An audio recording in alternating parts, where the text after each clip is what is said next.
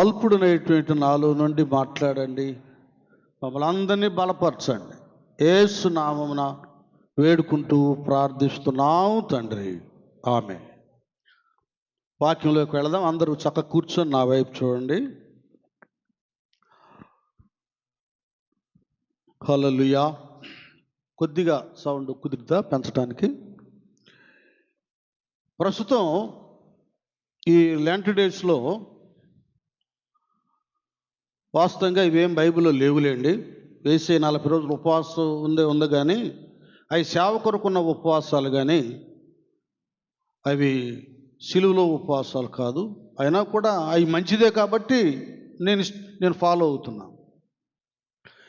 అందుకే సిలువలో పాట పాడింది. మాకు కూడా ఒక అవకాశం ఏంటంటే ఈ లెంట్ డేస్ సందర్భంగా సిలువ మర్మాన్ని, సిలువలో ఉన్న ఇంకనేక మర్మాలు, విషయాలను, గూఢమైన సంగతులు చెప్పడానికి ఒక చాయిస్. పోయిన వారం డోగిపరులో యేసుప్రభు వారి యొక్క సిలువ మరణ పునరుత్థానాల గురించి ఒక యెషయా, ఒక ఇర్మియా మాత్రమే కాకుండా రాజైన దావీదు కూడా 16వ కీర్తన, కావాలంటే రాసేసుకోండి, 22వ కీర్తన, 69వ కీర్తన, ఈ 3 కీర్తనలో ఆయన ప్రస్తావించినటువంటి సంగతులు కొన్ని చెప్పుకున్నాం, అన్నీ చెప్పుకోలేదు. ఎందుకంటే నాకు టైం చాలదు. నేనేదో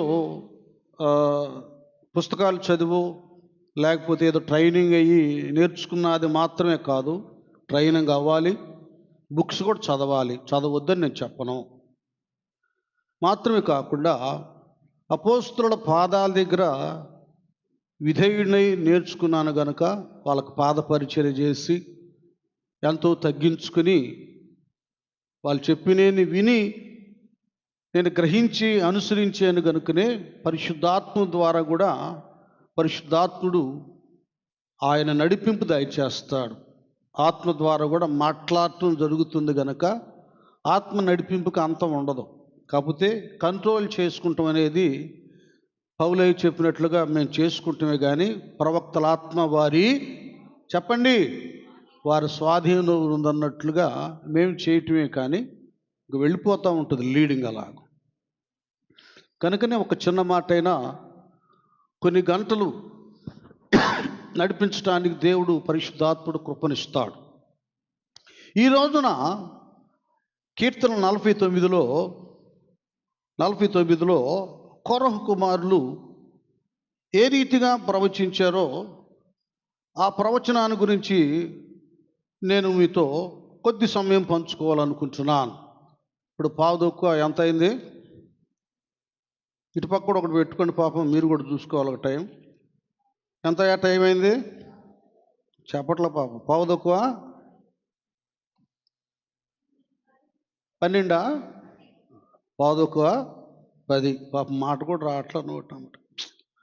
పావుదొక్కువ 10 అయింది. పావుదొక్కువ 11 కల్లా క్లోజ్. గంట కంటే ఎక్కువ చెప్పను.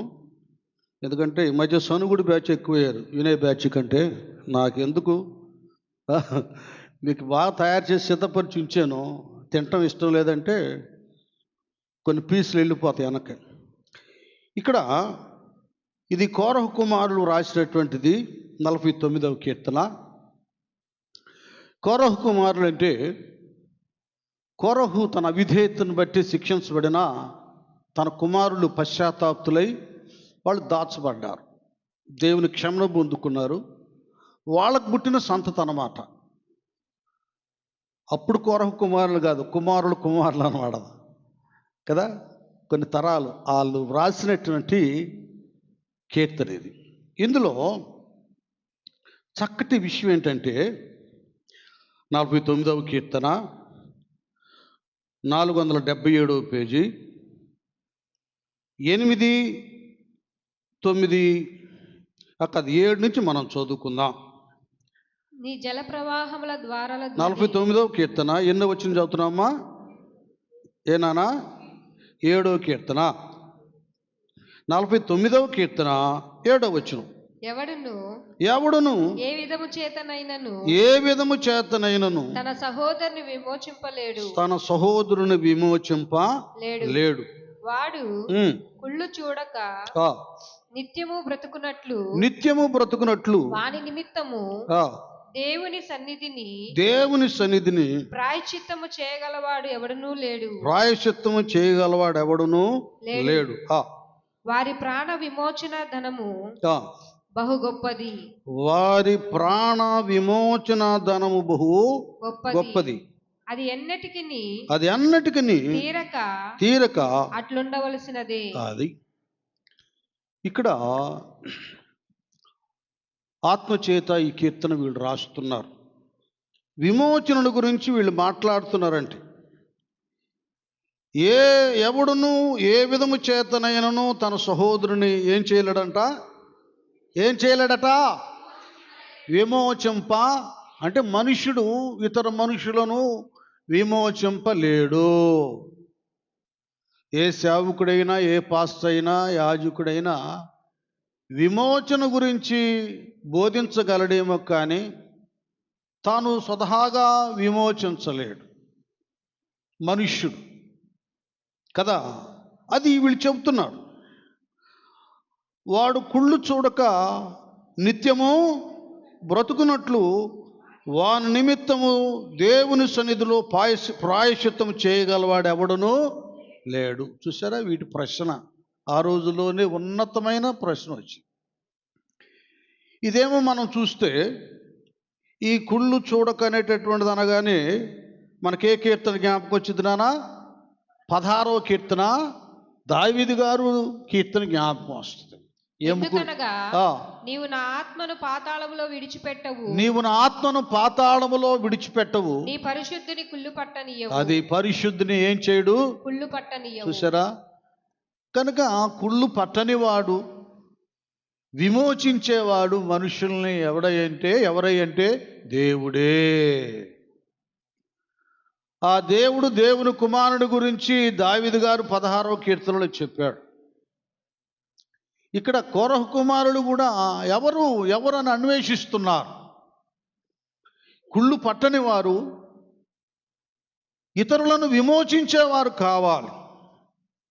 ఇక్కడ అంటాడు, ఏమంటాడు నాన్న 9లో? అదే 8, వాని నిమిత్తము దేవుని సన్నిధిని ప్రాయశ్చిత్తము చేయగలవాడు ఎవడును. అర్థమవుతుందా? అంటే అర్థం ఏంటంటే ఒకవేళ యాజకులయ్యండి బలి అర్పించినా అది శాశ్వతమైనటువంటి విడుదల కాదు.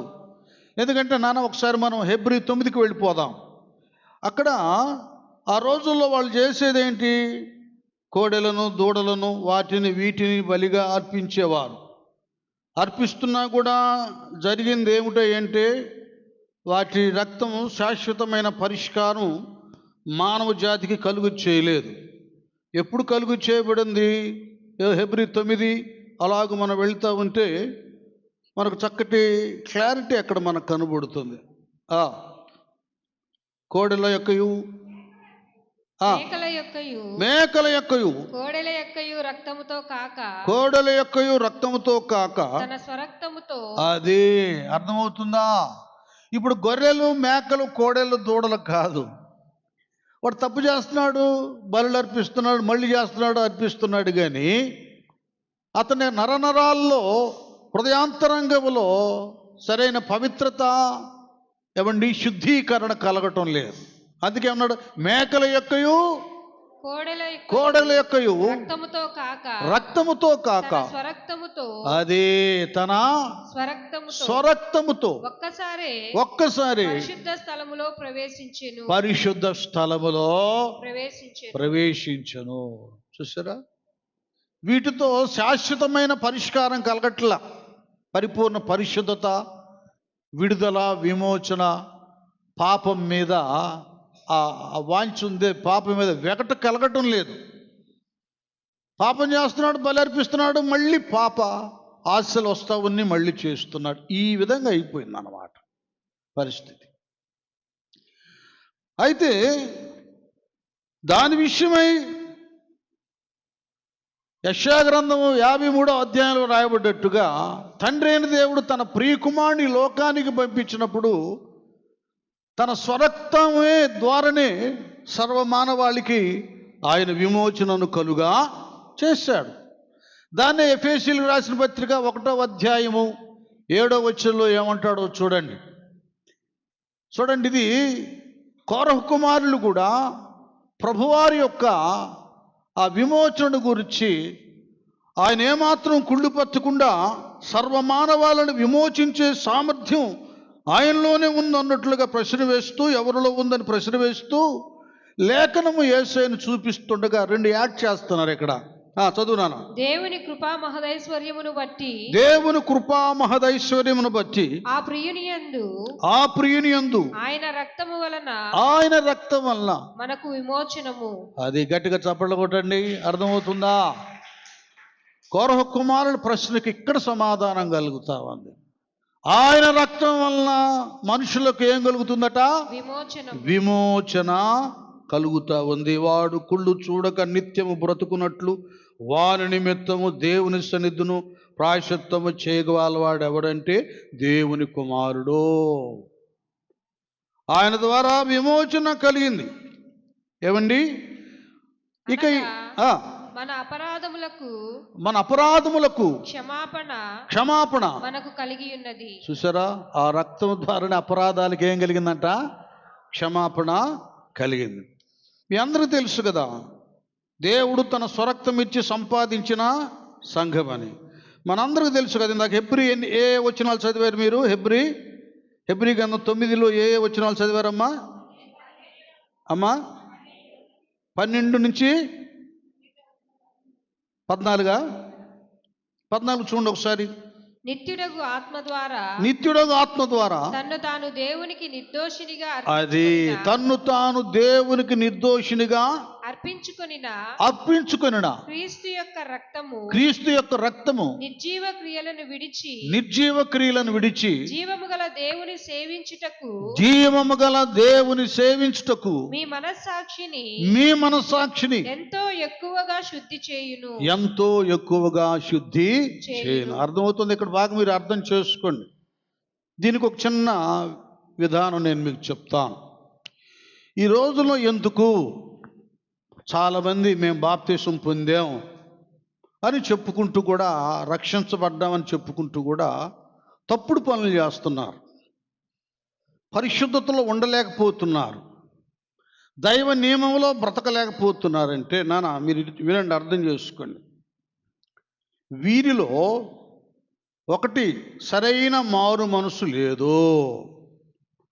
2 తమ అవిధేయతలు పాపాల విషయమై సరైన రీతిగా పాప క్షమాపణ పొందుకోలేదు.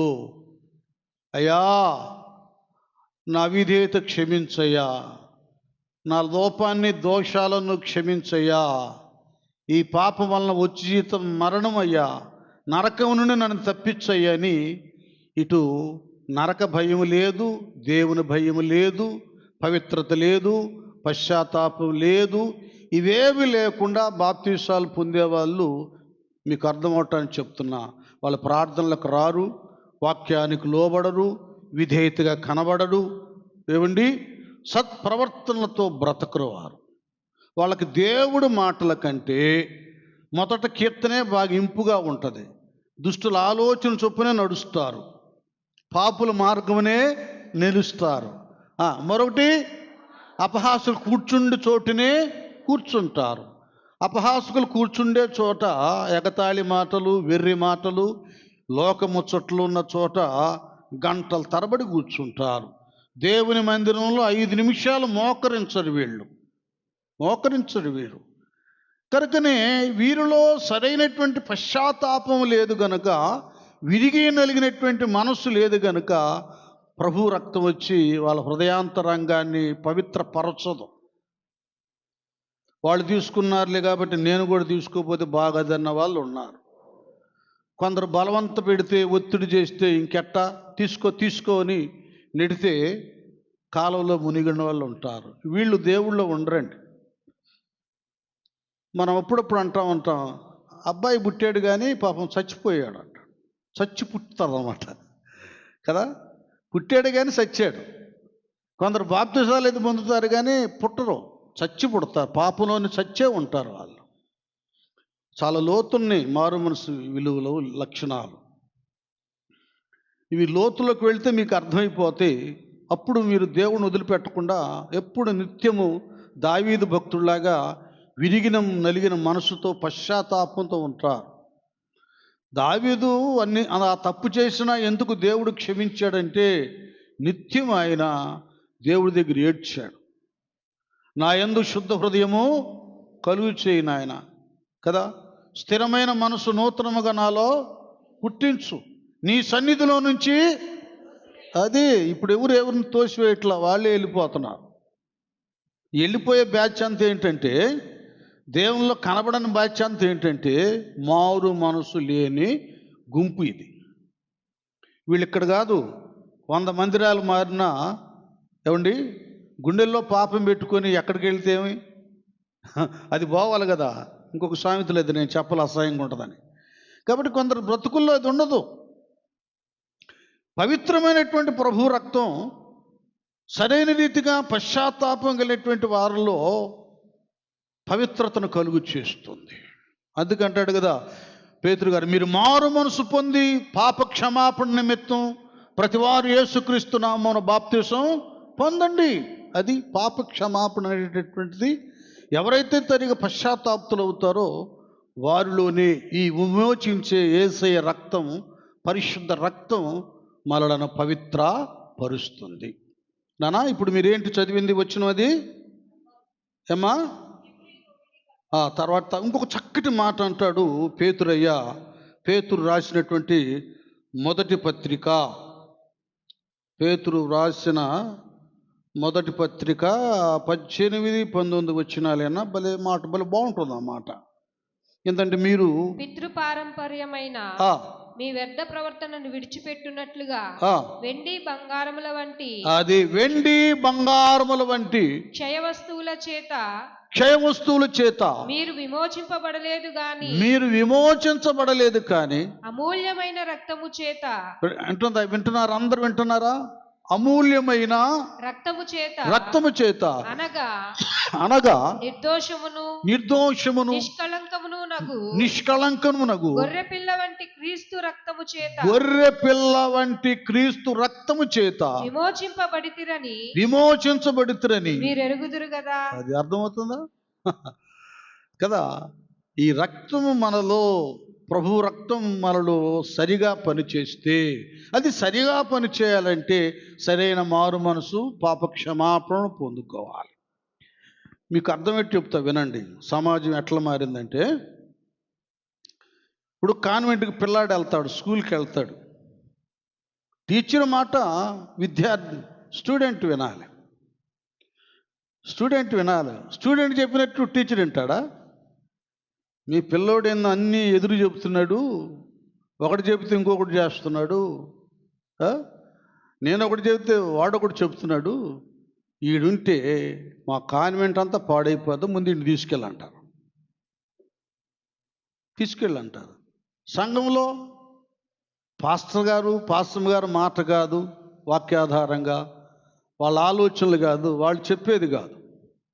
ఇప్పుడు సొంతగా పెత్తనాలు ఎక్కువైపోయినాయి. కొంతమంది నా దగ్గరికి వచ్చి సలహాలు ఇస్తారు. నాకు ఒట్టి సలహాలు వద్దండి, సహాయం కావాలి, ఇదిగో మందిరం ఇది కట్టాలి, ఏం చేస్తావా? కొంతమంది డైరెక్ట్గానే వేస్తా. అంటే నోటి మాటలు ఏముందండి, ఊరకనే చెప్తారు. జేబుల నుండి తీయటం కష్టం కదా. క్రియలు చేయలేరు. క్రియలు లేని విశ్వాసం ఏంటి?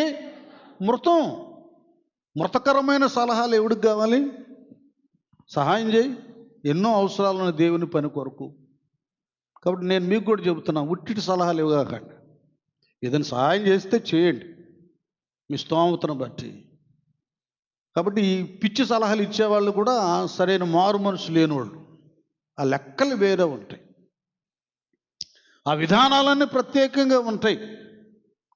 కనుక ఈ రక్తం చేత మరి సరిగా శుద్ధి చేయబడ్డామా లేదా అని ఈ శ్రమల దినాల్లో శిలువ క్రీస్తు శిలువ శ్రమ దినాల్లో ప్రవహిస్తున్న రక్తం మనలో సరిగా పనిచేస్తుందా లేదా అనే ప్రశ్న విశ్వాసులు అందరూ వేసుకోవాలి. అవిశ్వాసులు కాదు, ముందు విశ్వాసులు వేసుకోవాలి.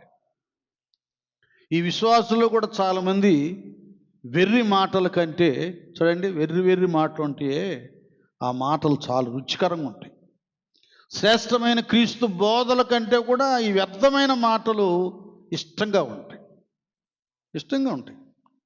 కాబట్టి ఈ విలువైనటువంటి రక్తం చేత కడగబడినటువంటి పరిశుద్ధత స్థితి మనకుందో లేదో మనం పరిశీలన చేసుకోవాలి. ప్రవక్తలు, సేవకులు మన ప్రవర్తన బట్టి వాళ్ళు గమనిస్తారు. పౌలయ్య అంటాడు, నేను పాపులలో ప్రధాన పాపిని, దూషకుడును, హింసకుడును, హానికరుడును, ఎరుగక చేశాను. ఎరిగిన తర్వాత ఎవరిని తనల, ఆయనే తన్నులు తిన్నాడు కదా. ఇవన్నీ కూడా మనం చక్కగా గ్రహించాలి. భక్తి బ్రతుకుని ప్రభు రక్తానికి మనం ఎంత విలువిస్తున్నామో అది తెలుసుకోవాలి. మనం ఏం చేస్తున్నాము, మళ్ళీ మనం ప్రభు గాయాలు రేపుతున్నాం. ఒక చిన్న విషయం చెప్తాను, వినండి. పేతురు గారు ప్రభువుతో ఉన్నప్పుడు, ప్రభు శ్రమల గురించి చెప్తున్నప్పుడు, ఆ శ్రమలు నీకు దూరం అయిపోవాలన్నాడు. సైతానాన్ని ప్రభు వారు గద్దించాడు. మళ్ళీ తర్వాత నీ కోసం నా ప్రాణాన్నైనా ఇస్తానన్నాడు. 3 సార్లు పలికాడు. ఏమైంది, ప్రభువారు సిలువ శ్రమకి వెళ్ళేసరికి ముమ్మారు యేసెవరో నాకు తెలియదని అబద్ధం ఆడాడు. అయిపోయిందా? అబద్ధం ఆడాడులే, నన్ను వదిలిపెట్టలేడని యేసయ్య పేతురు గారిని వదిలిపెట్టలేదు. యేసయ్య మరణ పునరుద్ధానాలైన తర్వాత శిష్యులకు ఆయన దర్శనమిచ్చి ప్రత్యక్షమై వాళ్ళతో 11 సార్లు వాళ్ళతో కలిసి మాట్లాడిన తరుణంలో పేతురు గారు చాలా పశ్చాత్తాపుడయ్యాడు. తర్వాత సీమోను, పేతురు, ఎదుగో నన్ను ప్రేమిస్తున్నావా అని అడిగాడు. ప్రేమిస్తున్నాను ప్రభువా, నా గొర్రెలను మేపమన్నాడు. ప్రేమిస్తున్నాను మళ్ళీ అడిగాడు. ప్రేమిస్తున్నాను ప్రభు అన్నాడు. నా గొర్రెలను కాయమన్నాడు. ఇలాగ 3 సార్లు అన్నాడు. ఏంటి ప్రభా, నేను నిన్ను ప్రేమిస్తున్నాను లేదో నీకే తెలియను కదా అన్నాడు. సరే అని ఈ అధికారాన్ని ఇచ్చేశాడు పేతురు గారికి. నన్ను వినండి, అసలైన మారు మనసు ఏమిటో మారు మనసు పొందిన మీతో దేవుడు మాట్లాడుతున్నాడు. మారు మనసు అంటే వ్యతిరేకత, తిరుగుబాటు, అవిధేయత, అపవిత్రత, ఏమండి, నీ మాట చెల్లుబాటు, నీకు ఇష్టం వచ్చినట్లు బ్రతకటం, నీకు అనుకూలంగా జీవించటం కాదు. నువ్వెవరైనా సరే, నువ్వు యవనస్తుడివైనా, నడిప్రాయంలో ఉన్న వృద్ధుడివైనా, మారు మనసు అంటే మారు మనసు తగిన ఫలాలు ఫలించాలి. దేవుని లేఖనానికి, వాక్యానికి, నియమానికి వ్యతిరేకమైన వాటిని వల్లించకూడదు. దాన్ని ఇతరుల మీద రుద్దటానికి నువ్వు ప్రయత్నాలు చేయకూడదు. లెక్కలన్నీ వేరే ఉంటాయి, భక్తి లెక్కలు. అది ఆ పద్ధతే వేరు. సద్భక్తితో బ్రతకను ఉద్దేశించేవాడు, మీరే చెప్పండి, హింస పొందుతారు. చాలా శ్రమలు, హింసలు ఉన్నాయి. తగ్గింపు ఉంది భక్తి జీవితంలో, అది కావాలి. సరే, ఎంత మంచి స్పీకర్ అయిపోయాడు, గొప్పవాడైపోయాడు.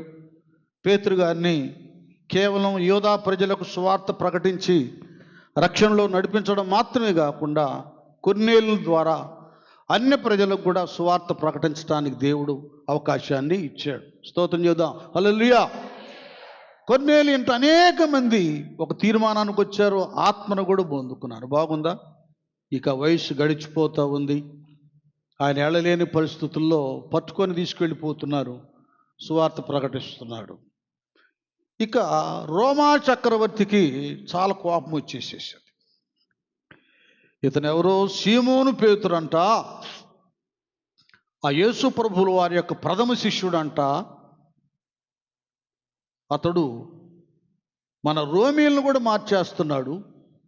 ఆ కొర్నేలు ఇంట ప్రార్థన పెట్టేసేసి బంధుమిత్రులను కూడా మార్చేసేసాడు. వాళ్ళందరూ కూడా ఆ బాప్తిస్మం అనేది ఏదో పొందుకొని క్రైస్తవులు అయిపోయారు. ఇతను బ్రతకనివ్వకూడదు అని అతను చెరసాలలో వేశారు. సిలువ ఖరారైపోయింది, శిక్ష ఏంటంటే సిలువ. మరి ఎట్లాగయ్యాడు, ఏమయ్యాడో అంటే అది కల్పితమో నిజమే, కానీ అందులో ఉన్న మోరల్, ఒక నీతిని నేను మీకు చెప్తున్నాను. ఇతను తప్పించుకొని అట్లాగకి వెళ్ళిపోతున్నాడంట. ఈ సిలువ శిక్ష కాదు అని వెళ్ళిపోతున్నాడంట. అలాగ వెళ్తూ ఉన్నప్పుడు యేసు ప్రభులు వారు ఎదురయ్యారు. చప్పట్లు కొడదాం గట్టిగా. యేసు ఎదురయ్యాడు. ఏంటి సీమోను, పేతురు, ఎక్కడికి వెళుతున్నావు? వాళ్ళు ఏదో సిలువేస్తారంటాయా నీకులాగా, నువ్వైతే భరించావు కానీ నేను ఎక్కడ భరించేదన్నా. ఓకే, నువ్వు భరించవు కదా, నేనే నీ కొరకు మళ్ళీ భరిస్తాను, నేనే మళ్ళీ సిలువ ఎక్కుతానన్నాడు. చూడండి, నువ్వు నేను అందరు గ్రహించాలి. సత్యం కొరకు, నీతి కొరకు కదా. నీతి నిమిత్తం 9వ వచనం, నీతి నిమిత్తం హింసించబడు వారు ధన్యులు. నీతి కొరకు ఆకలి దప్పులు, నీతి నిమిత్తం హింస, ఈ రెండు కట్టుకోండి. 1:6, 1:9, 10 వచనం ఉంటుంది మత్తయి 5లో. నీతి నిమిత్తము హింసింపబడువారు ధన్యులు, హింసింపబడువారు ధన్యులు, పరలోక రాజ్యము వారిది. అర్థమవుతుంది నాన్న? ఇప్పుడు ఎవరు, ఎంతమంది నీతి నిమిత్తం హింసించబడుతున్నారు చెప్పండి? రక్షించబడ్డావు, నీతి అంటే నీకు ఎట్లొచ్చింది? యేసయ్యా, చెప్పండి, యేసయ్యా రక్తం ద్వారా. నీతి ఎలాగొచ్చింది నాన్న?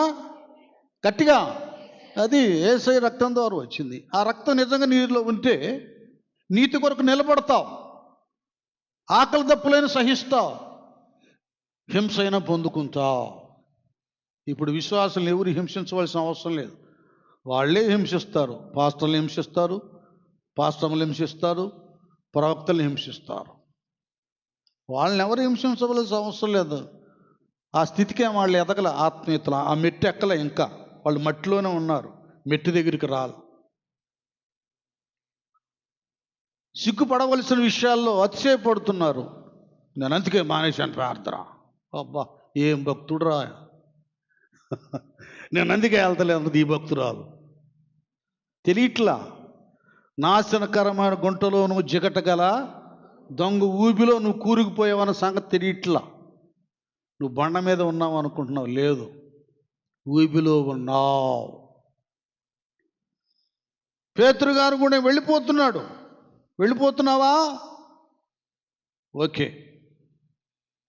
నేను ఎటుకూరి శిక్ష ఖరారు చేశారు కదా, అప్పుడు నాకు కూడా సిలువ వేయండి అంటే పిలాతు ఓకే చేస్తే నేను తండ్రి చిత్తానికి లోబడి సిలువ శ్రమను, శిక్షను నేను అనుభవించాను.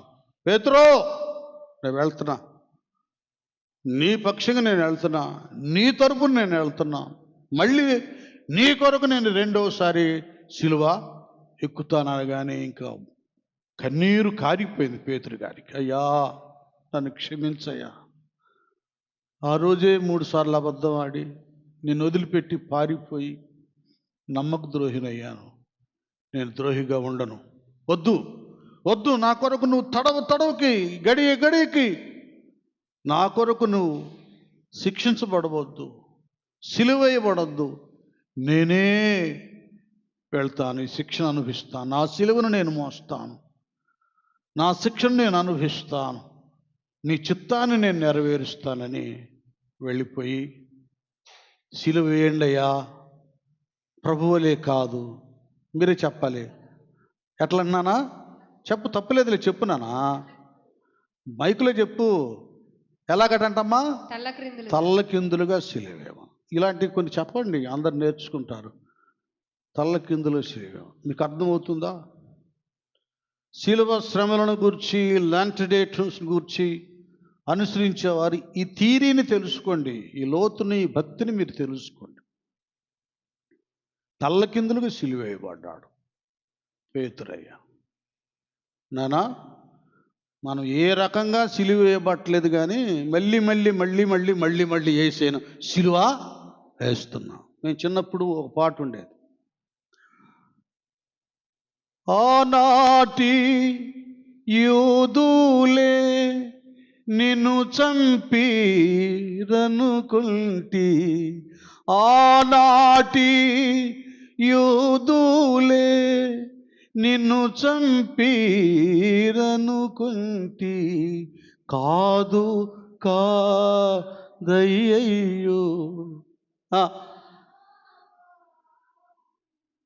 అది నా పాప దోషముకే, వాడు కదయ్యా, నా పాప దోషాలని నేను సిలువను వేశా. ఏమండి, మనం సమాధుల దగ్గరికి వెళ్ళి అలకటానికే, రంగులు వేయటానికో పూలు వేయటానికి వెళ్ళే అంత ఇంట్రెస్టు యేసయ్య సిలువను తెలుసుకొని ఆ శ్రమను, త్యాగాన్ని, ప్రేమను గ్రహించేటటువంటి స్థితి లేదు. పండగ మీద ఉన్న శ్రద్ధ యేసయ్య సిలువ మీద లేకుండా పోయింది ఈ క్రైస్తవ్యానికి. అక్కడికి వెళ్ళిపోయి సమాధుల దగ్గరికి, నేను విమర్శ కాదులేండి, వాస్తవాలు చెప్తున్నా, వెళ్ళిపోయి 30, 40, 50 సంవత్సరాల క్రితం చచ్చిపోయిన ఆయన జ్ఞాపకం చేసుకొని కొద్దిగా లోతుకి వెళ్తే ఏడ్చేవాళ్ళు ఏడుస్తారు, అవేవి అక్కడ పడేసి వస్తారు. ఇంకా ఆదివారం తెల్లారగట్ట లేని భక్తి అంతా వలగబోస్తారు. తెల్లారగట్ట ఎప్పుడు ఏ రోజు లేచి మోకరించి ప్రార్థన చేసింది లేదు కదా. వేకునే ప్రార్థన చేయమంటే ఎన్నిసార్లు చేశారు, ఎప్పుడు చేశారు ఆలోచించండి. 4-5 ఇప్పుడు మాత్రం ఎక్కడి నుంచి వచ్చిందో భక్తి. లేచినాడురా సమాధనే, ఈడు లేచింది లేదు ఆత్మీయంగా. ఇలాగున చాలామంది ఎరిగి తప్పులు చేస్తూ తమ స్థితిని ఊబిల్లోకే కూర్చుకుంటున్నారు, కానీ జీవము గల దేవుని సన్నిధిలో నిలబెట్టుకోలేకపోతున్నారు. ఈ స్థితిని మనం భక్తులు ఎల్లరూ గ్రహించాలి. పేతురులాగా పశ్చాత్తాపం అవ్వాలి. నీ కొరకు నేను ఎలాగైనా బ్రతుకుతానయ్యా, ఎంతైనా తగ్గించుకుంటా, ఎంత విధేయుడుగానే ఉంటాను, విధేయురాలుగానే ఉంటాను. నా గొప్ప, నా ఘనత, నా ఆధిక్యత కాదయ్యా, నీ చిత్తమే సిద్ధించును గాక. అది సిలువలో ఈ విమోచన విధానమును గురించి ప్రశ్నార్థకంగా కొరహ కుమారులు మాట్లాడారు. ఇక్కడ వాళ్ళు ఒక లింక్ అంటారు. 49వ కీర్తన 9, వారి ప్రాణ విమోచన ధనము బహు గొప్పది, అది ఎన్నటికీ తీరక అట్లుండవలసినదే అంటున్నారు. ఈయన అట్లుండవలసింది కాదు నాయన. దానికి లేఖనాన్ని కూడా ప్రభువారు ఏం చేశాడు, లేఖనాన్ని కూడా నెరవేర్చారు. ఒక్కసారి మనం ఎక్కడికి వెళదాం, నిర్గమాకాండం 21వ అధ్యాయము. ఒక దాసుని బానిసత్వం నుండి విడిపించాలంటే ఏమి చెల్లించాలో, నిర్గమ 21:28 నుండి 32. ఒకళ్ళేమో జకరియా గ్రంథం 11వ అధ్యాయము 11 నుంచి 14. ఒకళ్ళేమో జకరియా 11 వచ్చి నుంచి 14. ఒకళ్ళేమో నిర్గమ 21 అధ్యాయము 28 నుంచి 32. స్టార్ట్. ఎద్దు పురుషునినైనను స్త్రీనినైనను చావ పొడిచిన ఎడల నిశ్చయముగా రాళ్లతో ఆ ఎద్దును చావ కొట్టవలెను, దాని మాంసమును తినకూడదు. అయితే ఆ ఎద్దు యజమానుడు నిర్దోషియగును. ఆ ఎద్దు అంతకు ముందు పొడిచినది అని దాని యజమానికి తెలుపబడినను వాడు దాన్ని భద్రము చేయకుండుట వలన అది పురుషునినైనను స్త్రీనినైనను చంపిన ఎడల ఆ ఎద్దును రాళ్లతో చావ కొట్టవలెను, దాని యజమానుడు మరణశిక్ష నొందవలెను. వానికి పరిక్రయ ధనము నియమింపబడిన ఎడల వానికి నియమింపబడిన అన్నిటి ప్రకారము తన ప్రాణ విమోచన నిమిత్తము ధనము చెల్లింపవలెను. అది కుమార్ని పొడిచినను కుమార్తెను పొడిచినను ఈ విధి చొప్పున అతడు చేయవలెను. ఆ ఎద్దు దాసునినైనను దాసీనైనను పొడిచిన ఎడల వాని యజమానునికి 30 తులముల వెండి చెల్లింపవలెను. అది క్లారిటీ చదువు నాన్న, అది క్లారిటీ. ఆ ఎద్దు దాసునినైనను దాసీనైనను పొడిచిన ఎడల వారి యజమానికి 30 తులముల వెండి 30 తులముల వెండి చెల్లింపవలెను. మరియు ఆ ఎద్దును రాళ్లతో చావగొట్టవలెను. ఒకడు గోతి మీద కప్పు తీయుట వలన, లేక ఒకడు గొయ్యి త్రవ్వి దాన్ని కప్పకపోవుట వలన దానిలో ఎద్దైనను గాడిద అయినను పడిన ఎడల ఆ గోతి కామందులు ఆ నష్టమును అచ్చుకొనవలెను. వాటి యజమానికి సొమ్ము ఇయ్యవలెను. చచ్చినది వానిదగును. చూడండి ఎంత ఇవ్వాలి, అక్కడ వేసాడా మళ్ళీ ఎంత ఇవ్వాలో. ఇక్కడ 30 తులాల వెండి ఏం చేయాలి, తూసి ఇవ్వాలి. అప్పుడేమైందంటే ఆ శిక్ష నుండి విడిపించబడతాడు. అలాగే ఇంకా మనం లేఖనాలు చూసినట్లయితే ఒకడు బానిసగా ఉన్నప్పుడు బానిసత్వం నుండి కూడా విడిపించబడాలంటే యజమానునికి 30 తులముల వెండి ఇవ్వాలి, చెల్లింపాలి. వెండి విమోచనకు సూచనగా ఉంది. చూడండి ప్రతిదీ కూడా యేసు ప్రభువారు అన్నట్లుగా నన్ను గూర్చి ధర్మశాస్త్రములోను, కీర్తనల గ్రంథములోను, ప్రవక్తల ప్రవచనాల్లోనూ, లేఖనాల్లో వ్రాయబడి ఉన్నదన్నట్లుగా ధర్మశాస్త్ర ప్రకారంగా వెండి బానిసత్వం నుండి విడిపిస్తుంది. అది చెల్లించినటువంటి వాడు 30 తులముల వెండి, వాడు ఏ విషయంలో బానిసైనా, లేక తనకున్న పశువు కానీ తన తవ్విన గోతిలో కానీ ఎవడైనా పడినప్పుడు దానికి కారకుడు ఇతను అవుతాడు గనుక దాని నుండి కూడా విడిపించబడాలన్నా అతడు 30 తులముల వెండిని ఆ యజమానికి చెల్లించాలి. అది అలాగుననే ఇంకా మనం వెళ్ళిపోదాం. మత్తయి సువార్త ఎక్కడికి వెళదాం, 26వ అధ్యాయానికి వెళదాం. 26వ అధ్యాయానికి వెళదాం. 14వ వచనం, 15వ వచనం, 16వ వచనం.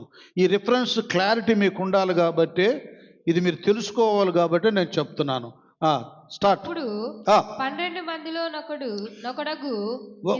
మందిలో ఒకడగు ఇస్కరియోతు యూదా ప్రధాన యాజకుల యొద్దకు వెళ్ళి, నేను ఆయనను మీకు అప్పగించిన ఎడల. నేను ఇక్కడ వినండి నాన్న, ఇక్కడ 12 మంది శిష్యు బృందం. ఇస్కరియోతు యూదా ఏం చేశాడంటే ఎవరి దగ్గరికి వెళ్ళాడు నాన్న? ప్రధాన యాజకుల యొద్దకు వెళ్ళి, ప్రధాన యాజకుల దగ్గరికి వెళ్ళారు. వీళ్ళు అర్థం చేసుకోండి, వీళ్ళంతా కూడా యేసు ప్రభు వారిని ఏదో విధంగా చంపేయాలి. ఏదో ఒక విధంగా మనం స్వతహాగా చంపటమో లేకపోతే ప్రభుత్వానికి అప్పగించి అతని మీద నేరం మోపి చంపేయించడమో చేయాలి. నాన్న బాగా వినాలి, మీరు అర్థం చేసుకోవాలి. మీరు భక్తులు అనేకులు ఇప్పుడు చనిపోతున్నారు. ఈ మధ్య మరి ఈ నెలలోనే 25వ తారీఖున ఒక మంచి బైబిల్ పండితుడు, గొప్ప జ్ఞాని, దేనైనా సునాయాసంగా జయించేటటువంటి వ్యక్తి, ఏం పేరమ్మా? పగడాల ప్రవీణ్ గారు. ఆ గొప్ప దైవజనుల్ని అంటే మనకు అన్నీ సరిగ్గా వివరంగా తెలియదు కదా. ఒకరేమో యాక్సిడెంట్ అంటున్నారు, ఒకరేమో అతన్ని పసిగట్టి చూసి కొట్టి చంపారని చెప్తా ఉన్నారు కదా. వాస్తవంగా కొట్టి చంపినా కూడా ఆ విషయంలో మనం ఆశ్చర్యపడవలసిన అవసరం లేదు. ప్రభువారిని, పౌలయ్య లాంటి వాళ్ళని, స్టెఫన్ లాంటి వాళ్ళని కొట్టి చంపటానికి చాలామంది ప్రయత్నం చేశారు. ఆ సందర్భాల్లో దేవుడు వాళ్ళని తప్పించాడు, కొన్ని సందర్భాల్లో పట్టించాడు. అలాగే మనం అపోస్తుల కార్యం 6-7 అధ్యాయాల్లో చూస్తే స్టెఫన్ మామూలుడు కాదు అన్నాను. ఒక్క మాట చదవండి స్టెఫన్ గురించి. ఒక్క మాట ఏముందంటే, అతను ఆత్మ ద్వారా అతడు మాట్లాడిన మాటలందు ఎవరు కూడా అది చదవండి నాన్న, ఇంపార్టెంట్. ఎందుకంటే ఈ మాట నీతిమంతులను జ్ఞాపకం చేసుకుంటాం, ఆశీర్వాదకరం. ఈ పగడాల ప్రవీణ్ అనేగా వారు కూడా ఆయన ఏదైనా సునాయాసంగా సమాధానం చెప్పగలడు, దాన్ని ఎదిరించగలడు. మాట్లాడుట యందు అతడు అగపరిచిన జ్ఞానమును, స్టెఫను అగపరిచిన జ్ఞానమును, అతనిని ప్రేరేపించిన ఆత్మను వారు ఎదిరింపలేక అది వచ్చారు. మొత్తం చుట్టూ గుమ్మిగూడారు స్టెఫను గారు చుట్టూ. స్టెఫను మామూలుడు కాదండి. అతను కూడా అద్భుత కార్యాలు, సూచిక క్రియలు, చాలా మెర్కిల్ చేశాడు ఆయన. కేవలం ఆయన ఎవరో తెలుసా? చెప్పండి, ఎవరు ఆయన? మీరే చెప్పండి, ఎవరు స్టెఫన్? ఎవరు? అది పరిచారకుడు, కేవలం పరిచారకుడు. మనం కొంతమందిని పరిచారకులు హస్తనిక్షేపం చేశాం కదా. మొన్న కూడా 27వ తారీఖున స్వర్ణ భారత నగర్లో కొందరం చేశాం. పరిచారకుడు ఎంత ఉన్నత అభిషేకాన్ని పొందుకున్నాడంటే అద్భుతాలు, సూచిక్రియలు, స్వస్థతలు చేసేస్తున్నాడు. ప్రసంగాల ద్వారా కదిలిస్తున్నాడు మనుషులు. మన పరిచారకులు మనం ఏం చేయగలుగుతున్నాం సంఘ పెద్దలుగా? అది ప్రశ్న వేసుకోవాలి. ఒక స్థానం మనకి ఇవ్వబడ్డప్పుడు ఆ డ్యూటీ సరిగా నిర్వహిస్తున్నామా లేదా? ఈ ఉద్యోగం మనకుంది, అధికారులకు లోబడి వాళ్ళ నియమాన్ని పాటిస్తున్నామా లేదా అని భయం ఉంటుంది కదా ఉద్యోగస్తులకి. అలాగే వీటి కొరకు పిలువబడిన సేవకులుగా మేము కానీ, హస్తనిక్షేపణ చేయబడిన పరిచారకులుగా మీరు కానీ, మన బాధ్యత మనం సరిగా నిర్వహిస్తున్నామా లేదా అన్న ప్రశ్న వేసుకోవాలి. దేవుడు ప్రవక్తలను ఎందుకు నియమించాడు? సంఘ క్షేమాభివృద్ధి కొరకు. నువ్వు సంఘం కొరకు ప్రవచిస్తున్నావా, కొంపలమ్మట ప్రవచిస్తున్నావా? ఇలాంటి కొన్ని ఉంటాయి మనకి. మెయిన్ మనము సంఘానికి ప్రాధాన్యత ఇవ్వాలి. మెయిన్ అప్పగించిన పనికి ప్రాధాన్యత ఇవ్వాలి ప్రతి సేవకుడు, ప్రతి ఉద్యోగి. అది చూసుకోవాలి. సరిగా నిర్వహిస్తున్నామా లేదా అనేటటువంటిది కావాలి. అప్పుడే మనం ముందుకు వెళ్ళగలం, జయాన్ని పొందుకోగలం. అలా ముందుకు వెళ్ళిపోయాడు స్టెఫన్. ఎంత ఉన్నతంగా ఉన్నాడంటే చుట్టూ రౌండ్ అప్ వేశారు శాస్త్రులు, పరిచయులు, యాజకులు. ఏవేవో ప్రశ్నలు వేస్తున్నారు అబ్రహాం గారి గురించి, మోషేని గురించి. ఆయన ఆత్మతో మాట్లాడుతున్నాడు. ఎన్నెన్నో మర్మాలు చెప్పాడు. అది చదువుకొని నేనే బెత్తరపోయా. అసలు మోషే గారి గురించి 40 సంవత్సరాలు ఫరో కుమారుడు ఉన్నాడు. 40 సంవత్సరాలు ఎక్కడున్నాడు? అరణ్యంలో ఉన్నాడు, మిథ్యాన్ అరణ్యంలో. 40 సంవత్సరాలు ప్రజలను నడిపించాడు. అలాగ మాట్లాడుతూ ఉంటే ఆయన అగపరిచిన ఆత్మతో మాట్లాడుతున్నాడు. ఎవరు కూడా అతన్ని ఎదిరించలేక పోయారు. కడుపులు మండిపోయింది. ఇట్ట కాదులే, మాకు ఎటు కూడా ఆత్మ లేదు, ఆ జ్ఞానం లేదు, వీడిని చంపి పడేయాలి, పీడకారు వదిలిదని రాళ్లతో కొట్టి చంపారు. అది ప్రవీణ్ గారి విషయంలో జరిగింది. అదే, ఎవ్వరు ఎదిరించలేరు అభిషిక్తులను. వాళ్ళకి దైవ జ్ఞానం అనుగ్రహించబడి ఉంటుంది కనుక మామూలుగా ఎదిరించలేరు. లేఖన ప్రకారంగా, ఏమండి, శాస్త్ర ప్రకారంగా స్టెఫన్ చంపారు, ఆయన చంపారు. అలాగైపోయింది పరిస్థితి. నాకు ఆయన గురించి విన్నప్పుడు కదా, ప్రస్తుత కాల స్టెఫన్ అనిపించాడు ఆయన. గట్టిగా చప్పట్లు కొడదాం. అది ప్రవీణ్ గారు పగడాల ప్రస్తుత కాల స్టెఫన్గా కనిపించాడండి. అయితే వీటిని గురించి మనం వాళ్ళని కొట్టాలి, చంపాలి అనేటటువంటి మనకు రాకూడదు. వాళ్ళ ఫ్యామిలీ కొరకు మాత్రం మనం ప్రార్థన చేయాలి. అయ్యగారు, భార్య, బిడ్డలు, వాళ్ళ అభిమానులు, బంధువులు, వాళ్ళ పరిచర్య. నేను అనుకుంటున్నాను ఆల్రెడీ ఆయన కొంతమంది 100 మంది శిష్యులు తయారు చేసి ఉంచాడు. ఏం పర్లేదు, 100 మంది శిష్యులు ఉంటారు. వాళ్ళు కూడా సత్యం కొరకు నిలబడతారు. నానా ఇలాగుంటుంది. దేవునిలో బ్రతుకు చాలా ఉన్నతంగా ఉంటుంది. ఇది ఎలాంటిదంటే యేసుప్రభు వారు లాంటిది. ఎంత ప్లాన్ వేశారంటే వీళ్ళు, మనం కాదులే అన్న కైప, ఈ సభ కైప, ఇది మన వల్ల ఏది, కానీ వాళ్ళలో వీక్నెస్ ఎవడున్నాడో చూడంటారు. బాగా వినండి మీరు, సంఘ బిడ్డలు వినండి. మీరు సంఘాన్ని, నువ్వు రక్షించబడిన సంఘాన్ని నువ్వు బజారు పాలు చేస్తున్నావో, భద్రపరుస్తున్నావో, నీకు బాప్తీసు ఇచ్చిన సేవకుడిని ఘనపరుస్తున్నావో కదా, హీనపరుస్తున్నావో నువ్వే అర్థం చేసుకునే చెప్పను. చాలామంది ఉన్నారు అలాంటి వాళ్ళు, హీనపరిచే వాళ్ళు. 12 మందిలో ఉండి ఒకడు తిన్నాడు, తాగాడు, డబ్బులు పిచ్చాడు. అందరికి మీద సైతానుగాడు ఆవరించడం. లోకాశ కదా, శరీరాశ, నేత్రాశ, జీవపు డమ్ము. ముఖ్యంగా డబ్బు పిచ్చుందే ఇది. వీడు ఎంత మేధావి అంటే, ఏదైనా అతనన్న డైలాగ్ ఒకసారి ఆమె అత్తరబుడ్డి తీసుకొచ్చి పగలగొట్టినప్పుడు ఒక డైలాగ్ ఇస్తాడుగా ఈ భక్తుడు. ఏం డైలాగు? ఇది 12లోనే ఉంటుందా, ఎక్కడ ఉంటుంది? ఇది యోహాను సువార్త 12:5-6 వచనం ఎక్కడ ఉంటుంది? 12 ఒకసారి చూడండి, 12వ అధ్యాయం 5-6 వచనాలు.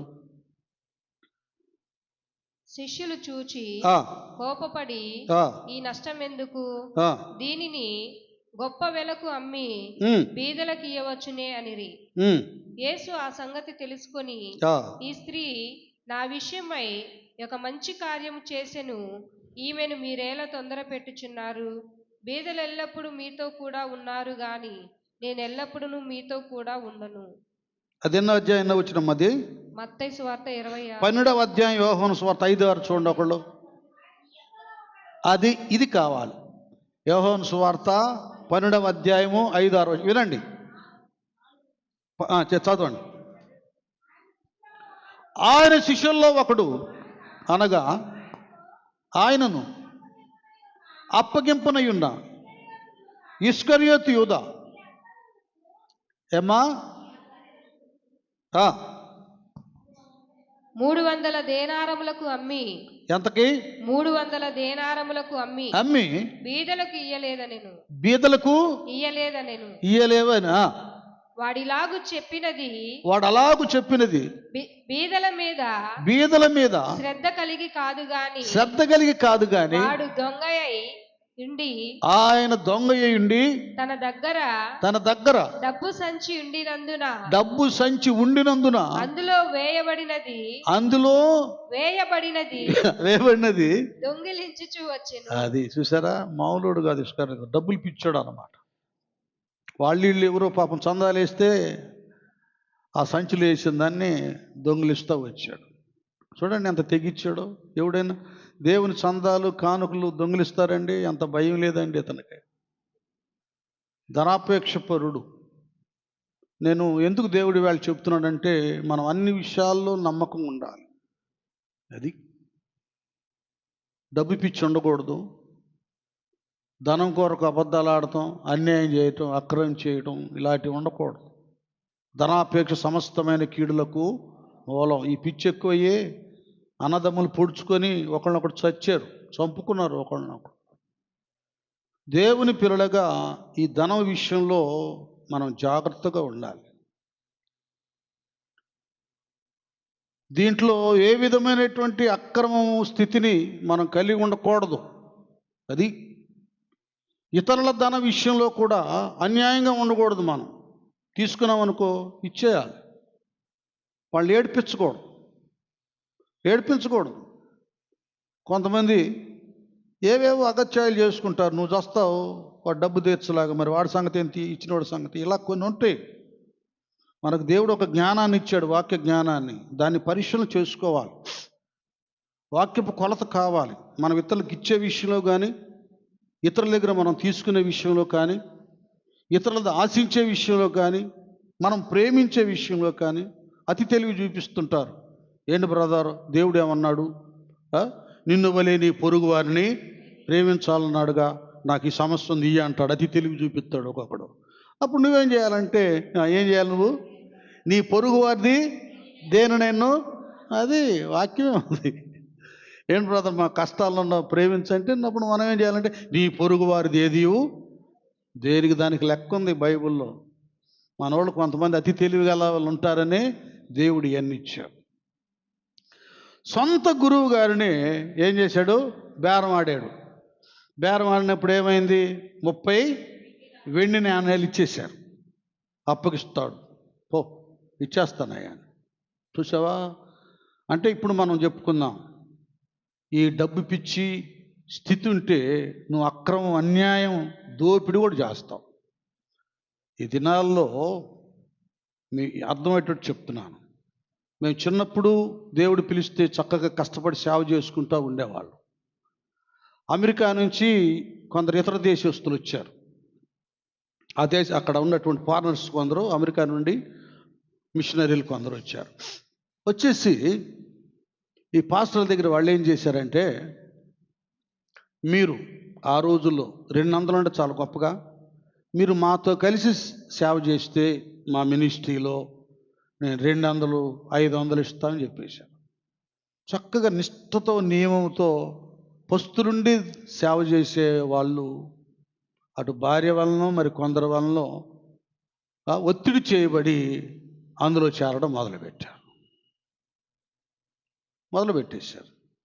ఇది అమ్ముకుంటాం అంటే, సత్యాన్ని అమ్మి వేసుకుంటాం అంటే ఇదే. ఇప్పుడు పౌలు గారికి ఏమి ఇచ్చారు పాపం? ఒకప్పుడు ధనవంతుడు, సేవ కొరకు అన్ని ఖర్చు పెట్టాడండి. పౌలయ్య మొత్తం ఖర్చు పెట్టాడు, ఏమీ లేవు పాపం. అద్దెళ్లలో ఉన్నాడు. ఆయనకి డేరాలు కొట్టవచ్చు, టెంట్లు ఇవన్నీ.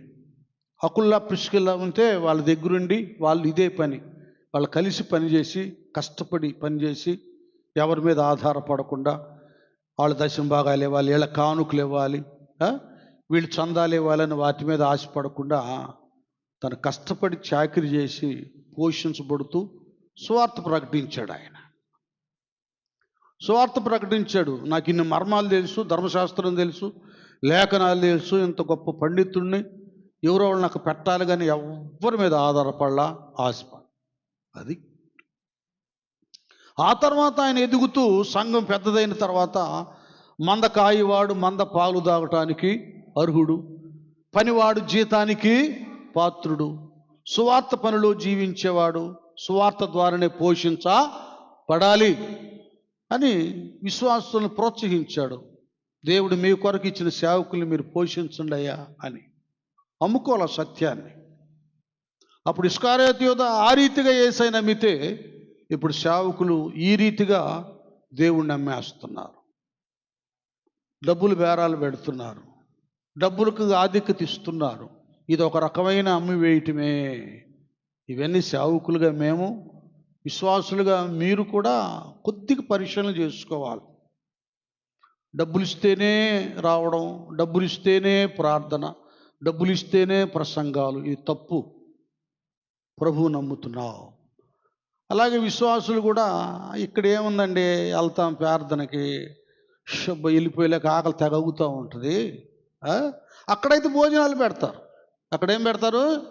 భోజనాలు పెడతారు. చక్క అయిపోగానే హాయిగాడ కడుపు నిండా తినొచ్చు, సాధ్యమైతే బాక్సులు కూడా పెట్టుకొని రావచ్చు. చూడండి ఎలాగ తయారయ్యారు. ఇది అమ్మి వేసుకుంటాం కదా. సత్యాన్ని, సంఘాన్ని, నీ సేవకుడిని తృణీకరించడం కదా. ఇలాంటివి కొన్ని చాలా ఉన్నాయి. మనం తెలియకుండానే చేస్తున్న అపరాధాలు, సత్యాన్ని అమ్మివేస్తున్న పరిస్థితులు ఎన్నో ఉన్నాయి. ఇస్కారియోతు యూదాలాగా సేవకులు తయారు కాకూడదు, విశ్వాసులు తయారు కాకూడదు. ఈ ధనాపేక్ష అనేది, స్వార్థం అనేది, తమ కడిపే తమకు దేవుడు అనేటటువంటి తిండిపోతానం అనేది భయంకరమైనటువంటిది. వీటన్నిటిని మనం జాగ్రత్తగా పరిశీలన చేసుకొని భక్తి జీవితాన్ని ముందుకు కొనసాగించాలి. యేసు ప్రభు వారి యొక్క ప్రియ శిష్యుడైన యోహోన్లాగా కొనసాగించాలి బతుకును. అప్పుడు దేవుడు మనల్ని వాడుకుంటాడు. ఒక మాట చెప్తున్నా వినండి, నేను కానీ మీరు కానీ నిందా అనేది ఒకటి ఉండకూడదు. అమ్మ వీళ్ళు భయంకరల బాబు, అబద్ధాలు ఆడతారు, తీసుకుంటే ఎవరు, వస్తానని రాను, చేస్తానని చేరు, ఇస్తారని ఇవ్వరు, ఎన్ని ఉన్నాయి చూసారా కొన్ని.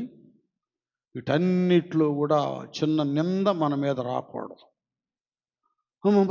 చాలా మంచోళ్ళండి, మాట మీద నిలబడేవా, చాలా నమ్మకస్తులు. ఇది యేసయ్య కూడా బడా నమ్మకమైన మంచి దాసుడా అని ఎవరు పిలుస్తారో వాళ్ళు ధన్యులు.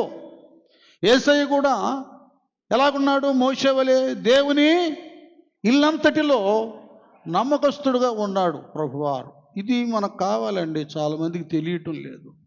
కొన్ని సందర్భాలు నేను కొన్ని చెప్తాను, వాళ్ళు నాకు విరోధులు అయిపోతున్నారు, దూరం అయిపోతున్నారు, విమర్శించుతున్నారు. నేను ఎవరిని హట్ చేయాలని కానీ విమర్శించాలని కానీ త్రోసివేయాలని కానీ మేము చెప్పము. నేను కానీ అమ్మ కానీ. అమ్మ మాట కొద్దిగా డోస్ ఎక్కువైనట్టుంటుంది, కానీ ఆమె యథార్థవంతురాలు. ఆమె చెప్పేది కరెక్ట్, అందులో ఏ తేడా ఉండదు. ఎందుకంటే ఆమె నుప్పులాగుంటుంది. తన కుమారులను కుమార్తెలను అలాగే ఖచ్చితంగా బ్రతికించాలని ఇష్టపడుద్ది. ఆ మాట కరెక్ట్గా ఉంటుంది. అందరూ ఆమె దగ్గర ఉండలేరు. పథ్యం ఆమె దగ్గర. ఏమండి, కాకరకాయ పథ్యం చేదు అనమాట, తినలేరు అందరూ. కాకరకాయ ఎంత చేదో అంత ఆరోగ్యం. షుగరు, బీపీ ఇవన్నీ కూడా కంట్రోల్ చేస్తుంది. కనుక ప్రియ దేవుని పిల్లలారా, ఈ శ్రమల గడియల్లో కొన్ని విషయాల్లో మనం జాగ్రత్తగా ఉండాలి.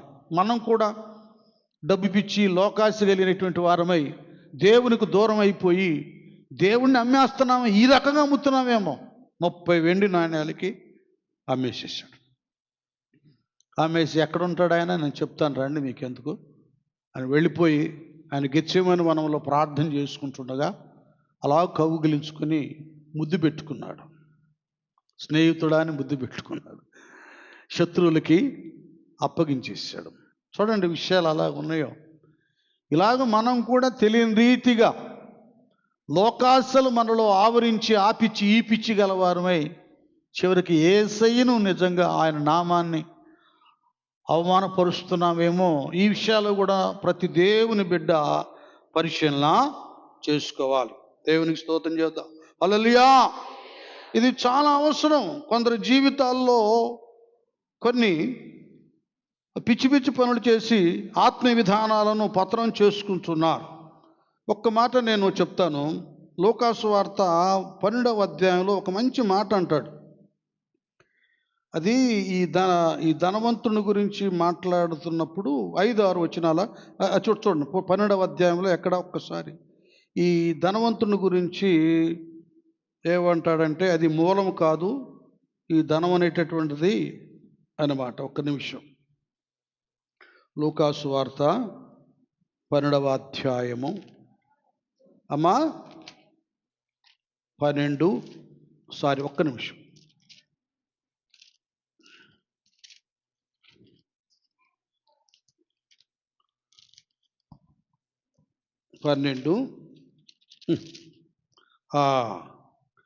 ఇలాగ అంటాడు. ఏమంటాడంటే 12:15 మరియు ఆయన వారితో, మీరు ఏ విధమైన లోభమునకు ఎడమయ్యక జాగ్రత్త. అది అర్థమవుతుందా?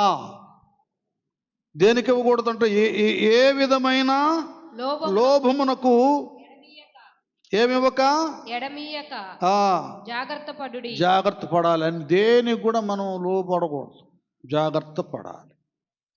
అది డబ్బే కానీ, శరీరమే కానీ, ఇంకొక ఆశ కానీ, ముఖ్యంగా భక్తులకి, దేవుళ్ళో నేను సరిగా బ్రతకాలి అనుకున్న వాళ్ళకి అండి, ఆచారంగా పోయే వాళ్ళకి నేను చెప్పటల్లా. మీరు కూడా సరి చేసుకుంటే గొప్ప దైవ శక్తిని పొందుకుంటారు. ఎందుకంటే దాదాపు చాలామంది ఊరక రావడానికి పోవడానికి ఇష్టపడతారు, కానీ వాక్యంలో బ్రతకటానికి ఇష్టపడరు. ఇంకా ఘోరాది ఘోరం ఏంటంటే, కొన్ని మినిస్ట్రీల్లో, కొన్ని పరిచర్యల్లో వాళ్ళు వెళ్ళేది ఏంటంటే అధికారాలకు, హోదాలకు, ఆధిపత్యానికి, డబ్బులకు వెళ్తారు. ఒకవైపు చందాలు కౌంట్ చేస్తూనే ఉంటారు, ఒకవైపు కాలి కింద ఎక్కడో వాటిని దోచుకుంటూ ఉంటారు, దాచుకొని. ఇలాగ చాలా ఉంది. అంటే వీళ్ళు రియల్ క్రిస్టియన్స్ కాదులేండి. వాళ్ళు కేవలం ఇస్కారియోతు యోధాలాగా డబ్బుల కోసం వచ్చినవాళ్ళు, హోదా కోసం వచ్చినవాళ్ళు, పదవుల కోసం వచ్చినవాళ్ళు. అలాగ లోక సంబంధమైనటువంటి రీతిగా దేవుని సంఘం ఉండకూడదు. దేనికి కూడా ఏమివ్వక లోభమునకు జాగ్రత్త పడుడి అంటూ ప్రభువారి ఒకరిని కలిమి విస్తరించుట వాని జీవితమునకు మూలము. అది డబ్బు విస్తరించింది అనుకోండి, అతని యొక్క జీవానికి అది మూలము కాదు. ధనాపేక్ష సమస్తమైన కీడులకు మూలం, కానీ ఆ కలిమి జీవానికి మాత్రం మూలము. అంటే అది నిత్య జీవాన్ని, పరలోకాన్ని డబ్బు ఇవ్వదు. ఇంకా చెప్పాడు ఆయన, ఒకడు యూదుడు యవనస్తుడు యేసయ్య దగ్గరికి వచ్చి, సద్బోధకుడా, నిత్య జీవానికి వారసును అవ్వటాన్ని నేనేమి చేయాలని ప్రభువుతో ఉన్నప్పుడు, అయ్యా నువ్వు ధర్మశాస్త్రాన్ని అనుసరిస్తున్నావా అంటే, అయ్యా బాల్యం నుండే అని నాకు వచ్చని సండే క్లాస్ పిల్లలు ఎలా చెప్తారో 10 ఆజ్ఞలు చేతులు కట్టుకొని టక్క టక్క చెప్పేశాడు. గాడ్, బాగా నేర్చుకున్నావు. కొంతమంది నేర్చుకుంటారు, నేర్పు అయితే ఉంటుంది కానీ వాళ్ళ బ్రతుకుల్లో మార్పు ఉండదు. పాడతారు, ప్రసంగాలు చేస్తారు, ఇంకొకటి చేస్తారు, చెప్పిన వాక్య ప్రకారంగా బ్రతకరు వాళ్ళు. అలా తోడు ప్రభువారు చూశాడు.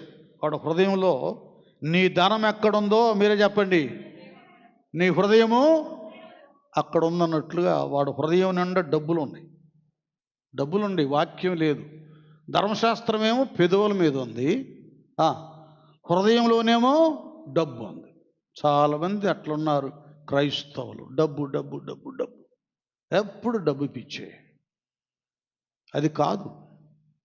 మొదట నా రాజ్యాన్ని, నీతిని మీరు వెతకండి. దేవుడు ఉండాలి మన హృదయంలో.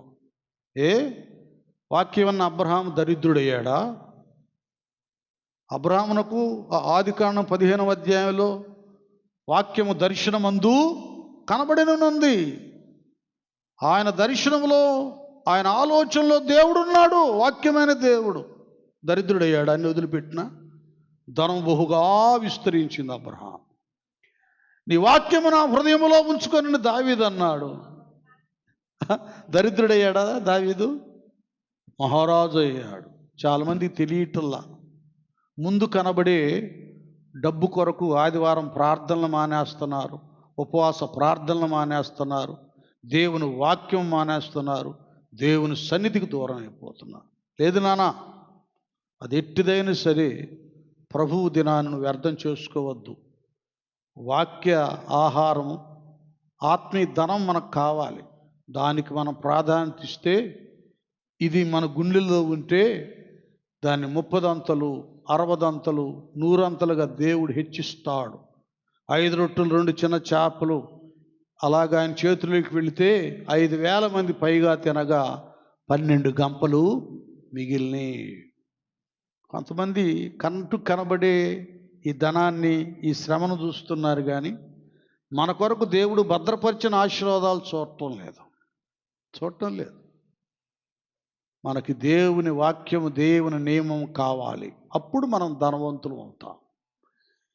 ఈ ధనవంతుడు వచ్చాడు, నేను పెద్ద గొప్ప అనిపించుకుందామని వచ్చి ఉంటాడు, అంతేగాని భక్తిలో బ్రతకటానికి కాదు. ప్రభు అలా చూశాడు. వాళ్ళు డబ్బులు కనపడుతున్నాయి హృదయంలో, ధర్మశాస్త్రం కాదు. అరే బాబు, నీకొకటి కొదువై ఉంది. ఏందంట? అదే ఏంటంట కొదువు? నీవు వెళ్ళి. చూసారా ఈ మాట? అంటే ఇంక ప్రార్థనకు వస్తారండి ఎవరన్నా? నీకు కలిగినవన్నీ అమ్మి పేదలకిమ్ము, పరలోకమందు నీకు ధనముకలు. గట్టిగా చప్పట్లు కొట్టండి. అది అర్థమవుతుందా? దేవుడే స్వయంగా అన్నాడు, అది పేదలకు ఇచ్చారా బాబు. ఇప్పుడు దాకా నీ బ్రతుకును ధర్మశాస్త్రం అంతా ఎరిగినా కూడా కలిగి ఉండకుండా ఉండటానికి కారణం ఏంటంటే నీ గుండెల్లో ఉండ ధనం. అది ధనం, అది అమ్మేసి ఆస్తిని అమ్మి పేదలకి పంచన్నా. అర్థమవుతుందా? ఏవండి, మనం చందా ఇవ్వమంటేనే రివర్స్ అయిపోతాం. మీటింగులు బాబు ఇవ్వండి అంటేనే ఉన్నాయా? దశంభాగాలు ఎవరు ఇస్తున్నారా? ఎన్నో ఉన్నాయి మనం కదా, ఎన్నో ఉన్నాయి. అర్థం ఏంటంటే నీ వినే వాక్యం కంటే నీ జేబులో డబ్బులు నువ్వు దాన్ని గొప్పగా చూస్తున్నావు.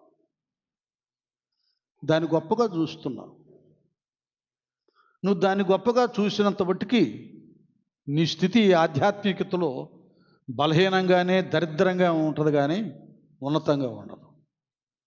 వాడు తన ముఖాన్ని చిన్నబుచ్చుకొని వెళ్ళిపోయాడు. ఎందుకంటే అతడు ఎలాంటి వాడు? ఏమా మిగుల ఆస్తి గలవాడు కనుక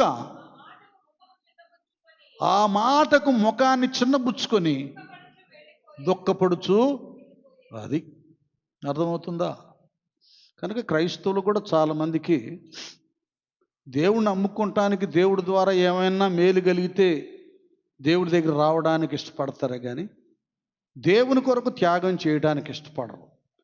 3.5 సంవత్సరాలు ఇస్కారియోతు యోధా పేతురు యాకోబు యోహోన్లాగా నేర్చుకొని సువార్త ప్రకటించాలి, నేను కూడా ప్రభువలే సిలువ భారాన్ని మొయ్యాలనే ఉద్దేశంతో వచ్చినోడు కాదు.